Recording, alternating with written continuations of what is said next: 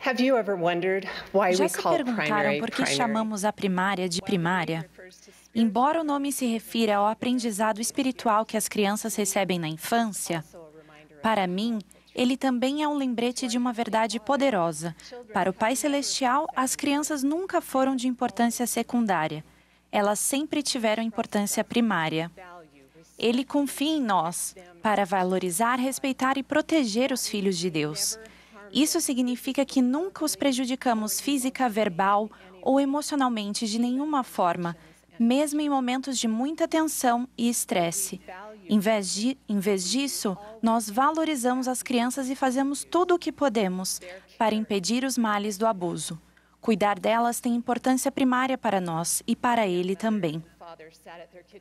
Um pai e mãe jovens se sentaram à mesa da cozinha, conversando sobre o dia que tiveram. Eles ouviram um barulho lá do fundo do corredor e a mãe perguntou: "O que foi isso?" Em seguida, ouviram um choro bem baixinho que vinha do quarto do filho de 4 anos e correram pelo corredor.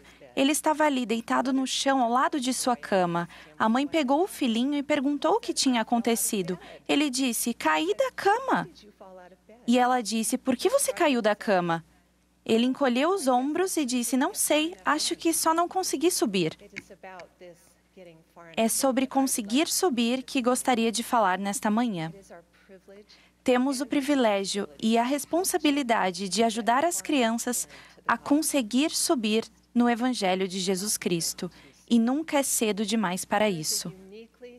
Há uma fase particularmente especial na vida das crianças, quando estão protegidas da influência de Satanás, uma época em que são inocentes e não pecam, um tempo sagrado para os pais e a criança. As crianças devem ser ensinadas pela palavra e pelo exemplo, antes e depois de terem alcançado a idade da responsabilidade perante Deus. O presidente Henry B. Eyring ensinou: "Nossa probabilidade de sucesso é maior com as crianças. O melhor momento de ensinar as crianças é bem cedo, enquanto ainda são imunes às tentações de seu inimigo mortal, e bem antes que o barulho das dificuldades pessoais as impeça de ouvir as palavras da verdade."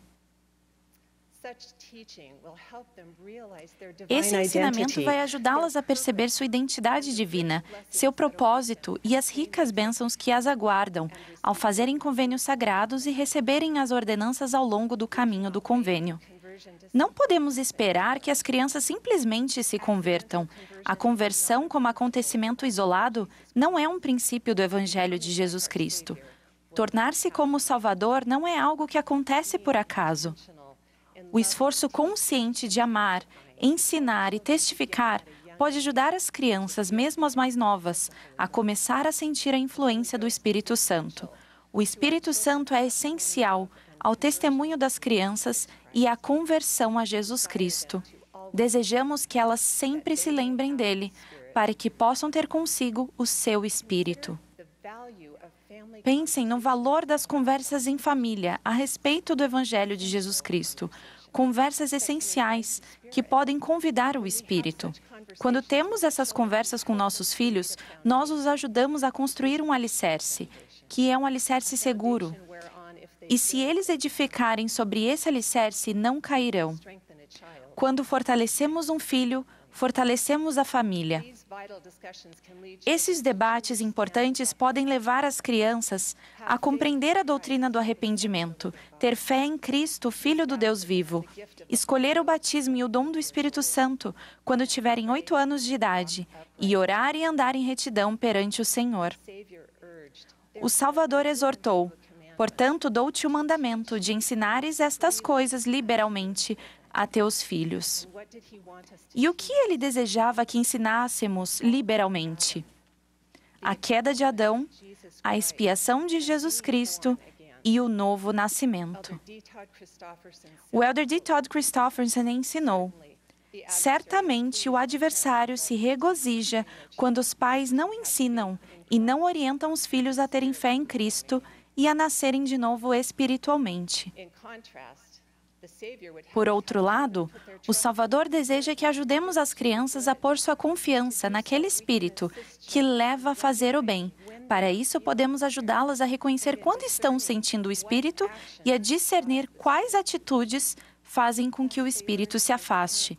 Assim, aprendem a se arrepender e a retornar à luz por meio da expiação de Jesus Cristo. Isso ajuda a incentivar a resiliência espiritual. Podemos nos divertir ajudando nossos filhos a desenvolver resiliência espiritual em qualquer idade. Não precisa ser nada complicado ou demorado. Conversas simples e amorosas podem fazer com que as crianças não só compreendam em que acreditam, mas o mais importante, compreendam por que acreditam nessas coisas. Conversas amorosas que acontecem natural e regularmente podem levar a uma compreensão melhor e a respostas. Não vamos permitir que a conveniência dos dispositivos eletrônicos nos impeça de ensinar e escutar nossos filhos e de olhar em seus olhos. Outras oportunidades de conversas essenciais podem surgir por meio de encenações. Os membros da família podem encenar situações em que estão sendo tentados ou pressionados a fazer uma escolha ruim. Esse exercício pode fortalecer as crianças para que estejam preparadas numa ocasião desafiadora. Por exemplo, podemos encenar e depois fazer um debate, perguntando às crianças o que elas fariam se estivessem tentadas a quebrar a palavra de sabedoria, se estivessem expostas à pornografia, se estivessem tentadas a mentir, roubar ou trapacear, se ouvissem algo de um amigo ou professor da escola que fosse contrário às suas crenças ou aos seus valores. Ao encenarem e depois debaterem sobre isso, em vez de serem pegas de surpresa por um ambiente hostil de um grupo de colegas, as crianças podem estar armadas com o escudo da fé, com o qual poderão apagar todos os dardos inflamados dos iníquos. Um amigo próximo aprendeu essa lição crucial quando tinha 18 anos de idade. Ele se alistou nas Forças Armadas dos Estados Unidos durante o conflito entre os Estados Unidos e o Vietnã. Ele foi designado ao treinamento básico de infantaria a fim de se tornar soldado.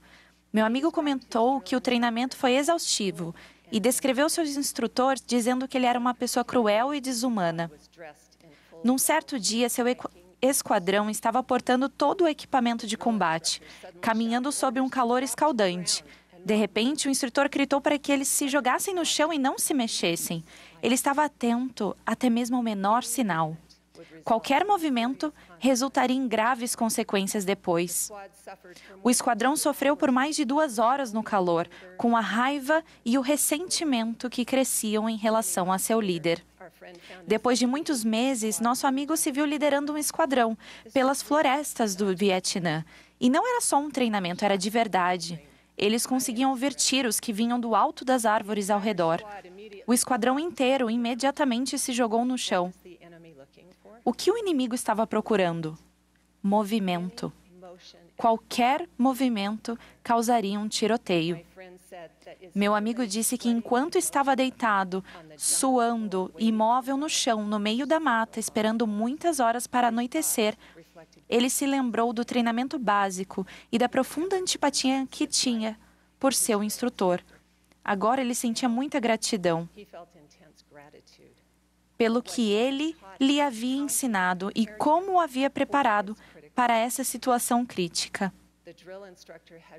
O instrutor havia sabiamente equipado nosso amigo e o esquadrão com a capacidade de saber o que fazer em um combate. Na verdade, ele salvou a vida de nosso amigo. Como podemos fazer o mesmo por nossos filhos espiritualmente? Como podemos nos esforçar mais plenamente para ensiná-los, fortalecê-los e prepará-los muito antes de entrarem no campo de batalha da vida? Como podemos convidá-los para que consigam subir? Não seria melhor fazê-los suar no ambiente seguro de aprendizado do lar, em vez de sangrarem nos campos de batalha da vida? Quando relembro minhas experiências, houve ocasiões em que meu marido e eu nos sentimos instrutores em nossa diligência para ajudar nossos filhos a viver o Evangelho de Jesus Cristo. O profeta Jacó pareceu ter expressado o mesmo sentimento quando disse: "Desejo o bem-estar de vossa alma. Sim, minha ansiedade por vós é grande, e vós sabeis que sempre tem sido." À medida que as crianças aprendem e progridem, suas crenças serão desafiadas. Contudo, se estiverem devidamente equipadas, conseguirão desenvolver fé, coragem e confiança, mesmo em meio à forte oposição. Alma nos ensinou a preparar a mente dos filhos. Estamos preparando a nova geração para serem os futuros defensores da fé, para compreenderem que são livres para agir por si mesmos, para escolherem o caminho da morte eterna ou o caminho da vida eterna. As crianças merecem compreender esta grande verdade. O pior erro é errar com respeito à eternidade. Que nossas conversas simples, porém essenciais, com nossos filhos os ajudem a desfrutar as palavras da vida eterna. Hoje, para que possam desfrutar a vida eterna no mundo vindouro. Sim, glória imortal. À medida que os nutrimos e os preparamos, permitimos que usem o arbítrio.